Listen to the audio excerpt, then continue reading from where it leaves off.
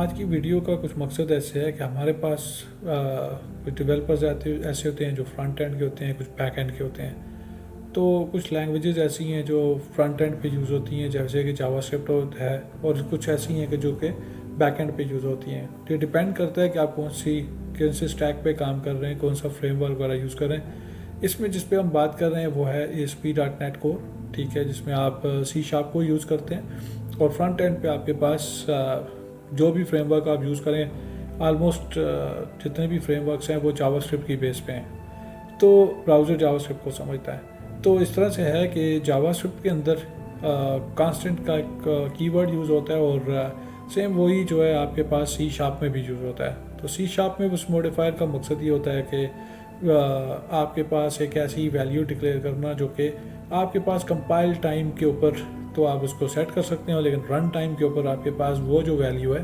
ठीक है, आप उसको चेंज नहीं कर सकते। लेकिन जो डेवलपर अब C# का है वो आता है हमारे पास और जावास्क्रिप्ट के अंदर उसको यूज़ करता है। तो सेम इसी आइडिया के साथ या सेम इस आइडियोलॉजी के साथ जब वो आके सेम चीज़ यूज़ करता है तो वो काफ़ी कंफ्यूज हो जाता है, क्योंकि जावास्क्रिप्ट में इसी कांस्टेंट का मकसद कुछ और है, ठीक है। तो इसी के ऊपर हम थोड़ा सा डिस्कस कर लेते हैं ताकि ये जो कन्फ्यूजन है इसको जो है हम ख़त्म कर सकें, हमें आइडिया हो कि चल क्या रहा है। तो अगर अब मैंने कुछ कोड लिखा हुआ है ये तो कांस्टेंट जो होते हैं जावास्क्रिप्ट के अंदर, ठीक है, इसकी एक एग्जांपल भी हम जो है वो ले लेते हैं, ठीक है, और उसके ऊपर काम कर लेते हैं ताकि आपको बता सके, ठीक है। बेसिकली ये आपके पास ना, ठीक है, इसका जावास्क्रिप्ट का जो कांस्टेंट है उसका मकसद ये है कि आप कोई भी वेरिएबल वगैरह जो है उसको डिक्लेयर कर लें, लेकिन वो रन टाइम के ऊपर उसकी वैल्यूज़ को चेंज कर सकते हैं, ठीक है। कैसे कर सकते हैं ये हम देख लेते हैं। तो हमारे पास विजुअल स्टूडियो में कुछ कोड हम लिखते हैं जिससे हम देखते हैं कि हम ये देख सकें कि कांस्टेंट जो है, ठीक है, उनका बिहेवियर क्या होता है जावास्क्रिप्ट के अंदर। जैसे कि हमने ऑलरेडी डिस्कस किया है कि कांस्टेंट जो जावास्क्रिप्ट के अंदर होता है उससे आप कोई भी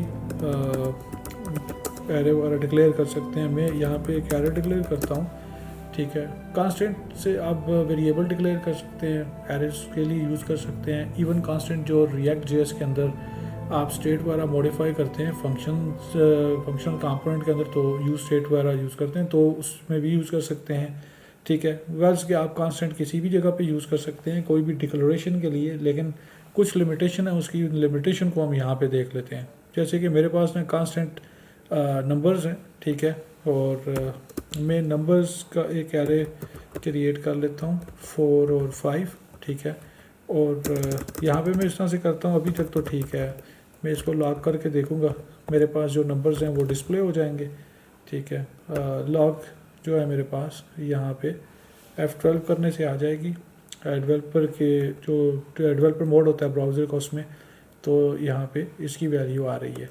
अभी मैं इसके अंदर थोड़ी सी चेंज करता हूँ, वो इस तरह से कि इसके अंदर इसको मॉडिफाई करते हैं। जो एरे है मेरे पास नंबर्स का ही एरे है, इसमें मैं कोई वैल्यू पुश कर देता हूँ। हाँ ठीक है, 6 पुश कर लेता हूँ, 6 को पुश करता हूँ और कंसोल लॉक करके देखता हूँ, ठीक है।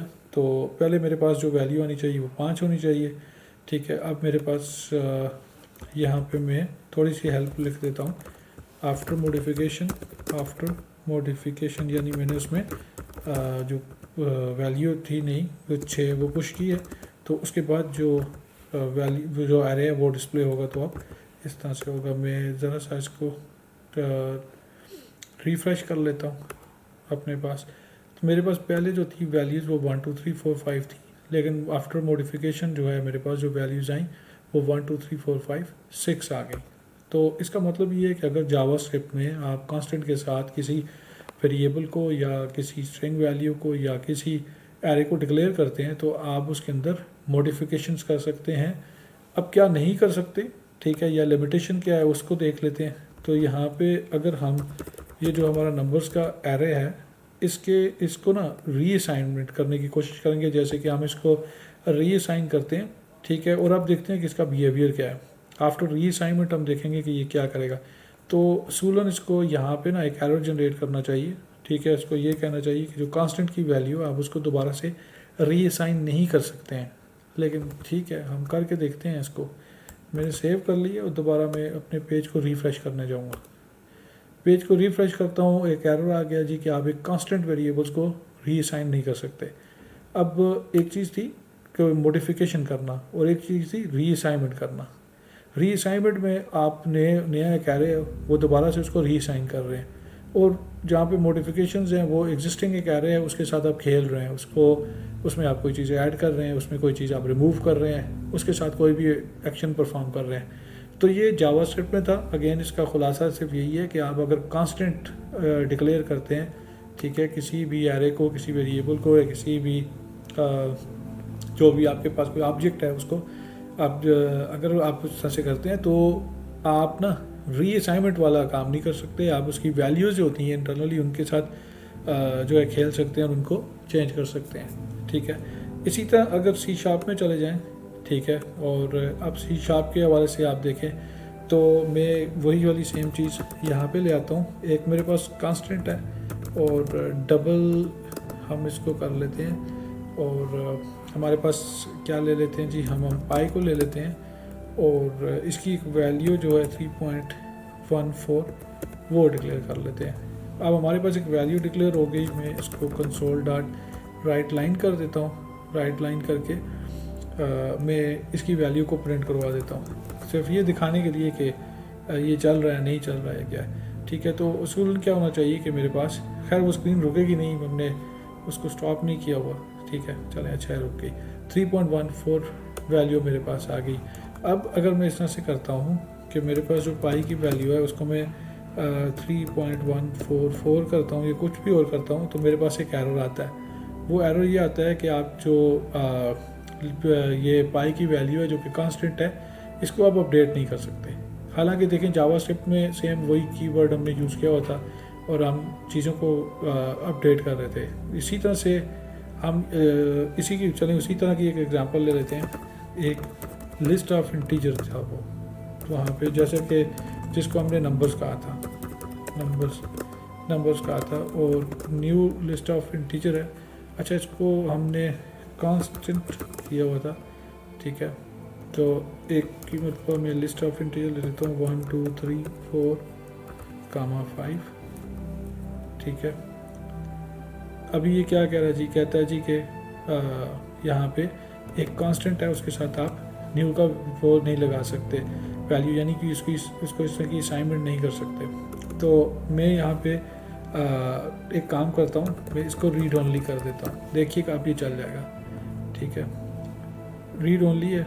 अब मैं न्यू का कीवर्ड भी यूज़ करूँगा तो ये काम चल जाएगा मेरे पास। तो not very for this terms, list of integer read only. अच्छा, मैं इसको outside of the static scope ले जाता हूँ, चल गया मेरे पास, ठीक है। अच्छा, यहाँ पे भी मैं इसको कांस्टेंट करके देखता हूँ कि मानता है या नहीं। देखें, कांस्टेंट के साथ नहीं मानता। कांस्टेंट वैल्यू स्ट्रिंग वगैरह हम ले सकते हैं, कोई कांस्टेंट आपके पास पाई वगैरह हो सकता है, ठीक है। लेकिन लिस्ट वगैरह जो है ना, उसको आप कांस्टेंट नहीं डिक्लेयर कर सकते, क्योंकि वो आप उनकी जो वैल्यूज़ हैं उनको मैनिपुलेट कर सकते हैं बाद में, ठीक है। और जो चीज़ें मैनिपुलेट हो सकती हैं वो फिर कांस्टेंट तो ना हुई ना, ठीक है। इसलिए एक चीज़ यहाँ पे ये क्लियर होगी, ठीक है।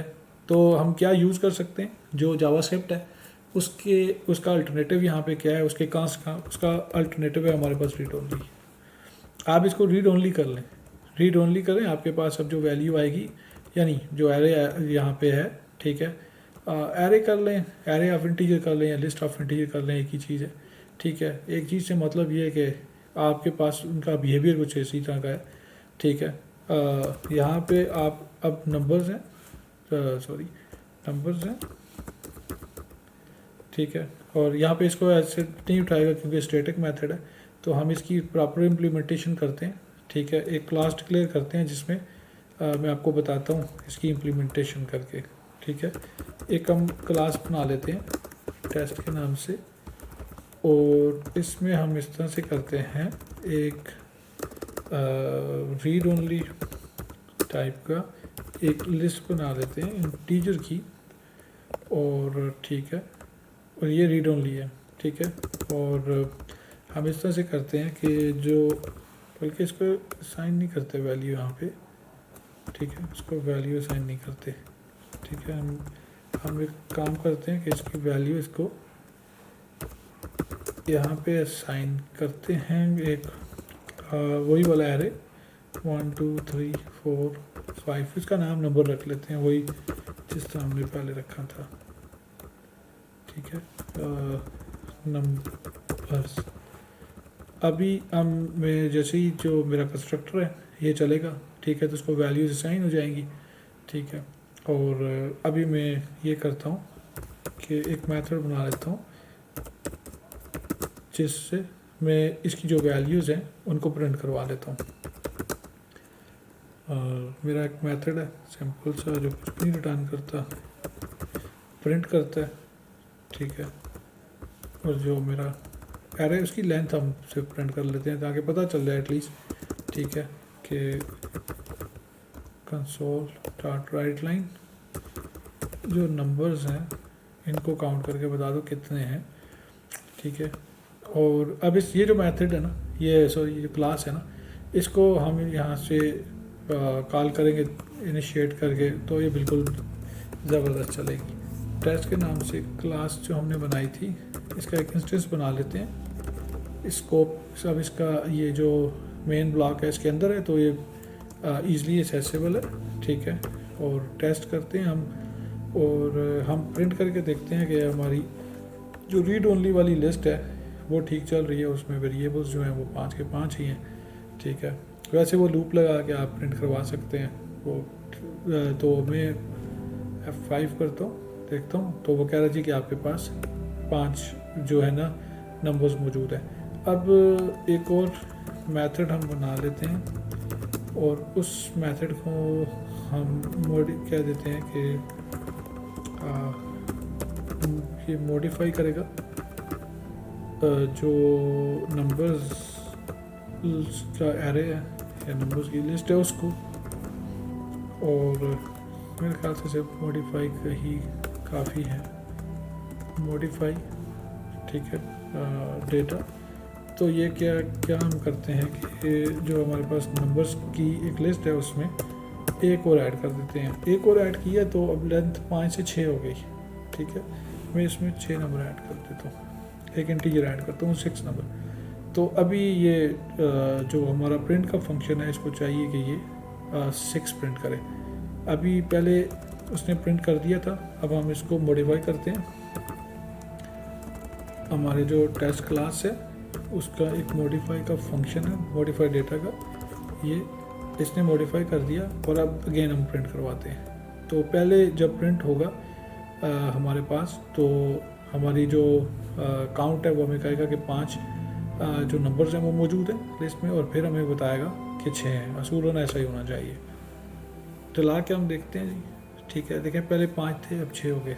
अब जो लिमिटेशन है रीड ओनली की, सेम वो वही वाली है जो जावास्क्रिप्ट में आपने देखा कांस्टेंट के ऊपर है कि आप दोबारा से ना री असाइनमेंट नहीं कर सकते।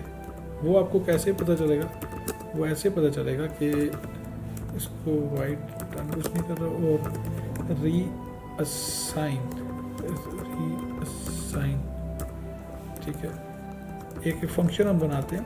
ठीक है, उसमें नंबर्स जो है इसको हम गेट करते हैं और इसको रीअसाइनमेंट करने की कोशिश करते हैं। मेरे ख्याल से यहाँ पे आपको क्लियरली विजिबली एरर होगा कि आप जो है जो रीड ओनली लिस्ट है उसको दोबारा से रीअसाइन नहीं कर सकते जिस तरह से जो उसमें था जावास्क्रिप्ट में हुआ। तो मैं इसको एक न्यू लिस्ट दे देता हूँ हाफ इंटीजर 1 2 3 4 5 6 या वटेवर जो कुछ भी है।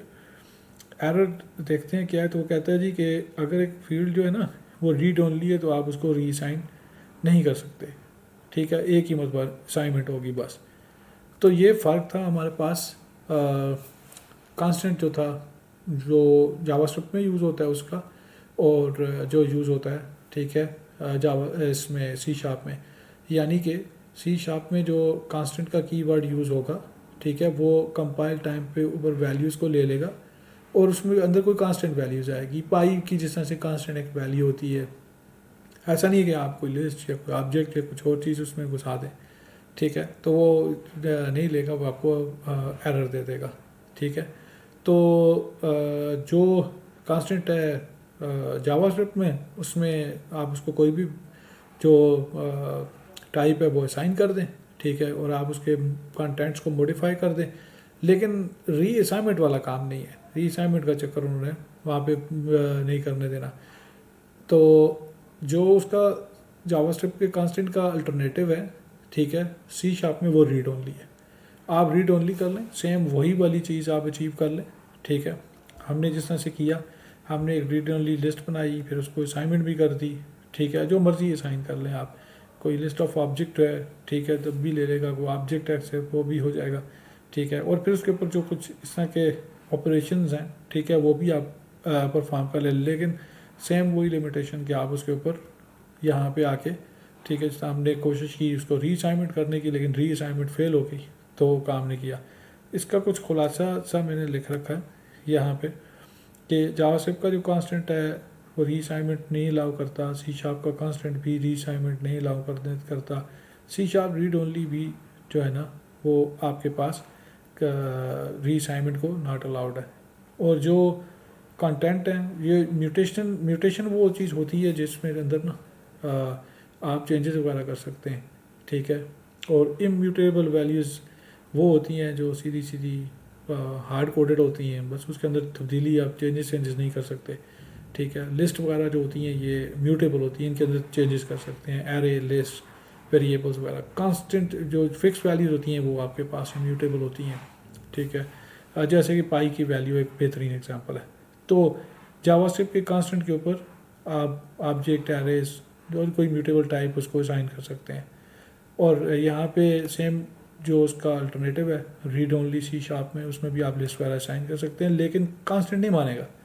कांस्टेंट कहेगा मुझे आप इम्यूटेबल वैल्यूज़ दें सीधी सीधी।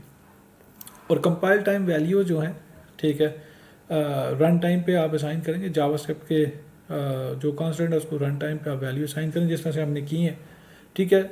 लेकिन ये चीज़ सी शार्प का जो कांस्टेंट है वो नहीं मानता, सी शार्प का जो रीड ओनली है वो मानता है, उसको आप रन टाइम पे साइन कर दें। और फिर कुछ और चीज़ें हैं जो यूज़ केसेस की बात की जाए तो आपके पास कुछ यूज़ केसेस हैं, आपको कौन सी चीज़ कहाँ पे यूज़ करनी चाहिए, ठीक है। जावास्क्रिप्ट में तो मोस्टली आपके पास ना, ठीक है, मोस्टली जगहों पे अभी आप कांस्टेंट वगैरह को ही यूज़ करते हैं, ख़ासतौर पे स्टेट वगैरह को मैनेज करने के लिए, ताकि वो एक ही मत पर इनिशियलाइज होती है, बार बार उसको आप री असाइनमेंट थोड़ी करते हैं, ठीक है। और कोई कांस्टेंट वगैरह की वैल्यू हो, फिक्स किस्म की वैल्यूज़ हों, आपके कोई लुकअप्स हों, तो उनके लिए आप कांस्टेंट वैल्यू सी शार्प की यूज़ कर सकते हैं, ठीक है। जिस सी शार्प की वैल्यू आप फिक्स रखते हैं उसको यूज़ कर लें ताकि उसके अंदर कोई भी चेंजेस गलती से भी ना हो सके, लुकअप वगैरह की जिस तरह की चेंजेस होती हैं। फिर कुछ नाम होते हैं कंट्रीज़ की वगैरह के, या इस तरह की कोई प्रोवेंस वगैरह या बाकी चीज़ें, जो बल्कि जो भी आपके पास दूसरे लफ्ज़ों में सीधी सीधी बात है कि आपके पास कोई ऐसी हार्ड कोडेड चीज़ें हैं जो आपने रखी हुई हैं। जैसे कि आपने एक एंटिटी की स्टेट रखी हुई है, कोई एक एंटिटी की डिलीट की, अपडेट की कोई स्टेट आप रख सकते हैं, ठीक है, उसको वो हार्ड कोडेड आपने रखी हुई, ठीक है। तो वो आप कांस्टेंट वो डिफाइन कर सकते हैं। और रीड ओनली की जहाँ तक बात है, रीड ओनली वैसे हम डिपेंडेंसी इंजेक्शंस में जब कोई इंजेक्ट कर रहे होते हैं, ठीक है, कोई भी आपके पास कोई रिपॉजिटरी हो या कुछ और ऐसी क्लास वगैरह हो, तो उसको आप जो कोई रेफरेंस इस तरह का हो तो उसको आप जो है रीड ओनली, ठीक है, रेफरेंस के थ्रू ले लेते हैं, ठीक है। और फिर उसके अंदर क्योंकि उसकी जो री रेफरेंस नहीं होती, री असाइनमेंट नहीं होती, एक ही मतलब वो साइन होता है through out the scope of the application वो चल रहा होता है। तो ये कुछ थोड़ी सी डिटेल थी, ठीक है। Thank you so much.